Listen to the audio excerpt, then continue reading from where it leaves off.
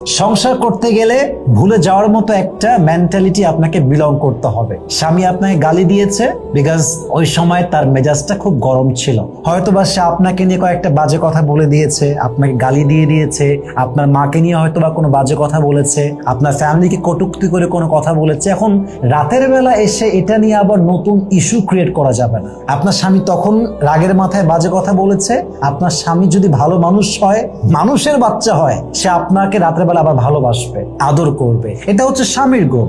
So স্বামী রেগেছিল, কিছু বলে দিয়েছে, চুপচাপ থাকবেন, সবর ধারণ করবেন। দেখবেন স্বামী যদি আসলেই স্বামী হয়, সে নিজেই সরি ফিল করবে, আবার ভালোবাসবে, আবার সংসারে রান করা স্টার্ট করবে। কিন্তু স্বামী আপনাকে সকালে আঘাত দিয়েছে, আপনি সারা দিন প্ল্যান করলেন, আজ তো হাম তুমে দেখ কে হি ছোড়েঙ্গে, তোকে আজকে দেখে নিব, তোরে আমি জেলের ভাত খাওয়াই ছাড়বো, আজকে তোর বাপের কি আর আমার কি, তোকে দেখে ছাড়বো। এই কথা যখন স্বামীকে বলবেন, দেখবেন যে সংসারটা আস্তে আস্তে সমুদ্রে ঢুকতে যাচ্ছে। না, এটা সিস্টেম না। স্বামী আপনাকে বলেছে আপনি চুপচাপ থাকবেন, বউ রেগে গেছে আপনি চুপচাপ থাকবেন। দিস ইজ কল্ড সংসার। এটাই সংসার। আজকে যা হয়েছে কালকে ভুলে যাওয়া লাগবে। আর ভুলে যাওয়ার গুণ যাদের মাঝে নেই, তারা সংসারটা খুব বেশি দিন রান করতে পারে না। এবং আমি প্রত্যেকটা ওয়াইফকে বলবো যে আপনি আপনার স্বামীকে ভালো গুণ দিয়ে জাস্টিফাই করবেন যে আমার স্বামীর এই এই এই এই গুণগুলো ভালো। আপনার স্বামী একটু রুড, একটু বদমেজাজি, কিন্তু আবার দায়িত্বশীল, কাজ করে, ফ্যামিলির জন্য যুদ্ধ করতে রাজি আছে। কিন্তু পুরুষ মানুষ তো রাগ একটু বেশি হয়,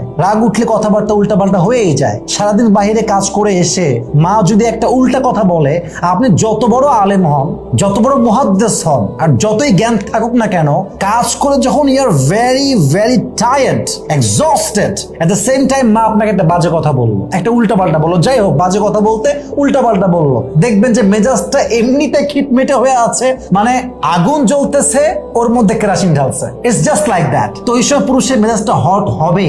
কিন্তু আপনার পুরুষটা দায়িত্বশীল, ফ্যামিলির জন্য সে স্যাক্রিফাইস করতে রাজি আছে, সে একজন নিবেদিত প্রাণ পুরুষ, বাস সব ভুলে যান, সব ভুলে যান। আবার আপনার স্বামী দেখতে সুন্দর না, কিন্তু আপনারে ভালোবাসে। একদিকে বাজে গুণ, দেখতে সুন্দর না, আর একদিকে ভালো গুণ, আপনারে ভালোবাসে। আপনি সবসময় পজিটিভ সাইড গুলোকে ফলো করবেন। জাস্ট মাথায় রাখবেন যে সংসার কখনো বাজে গুণকে সামনে আনলে হয় না।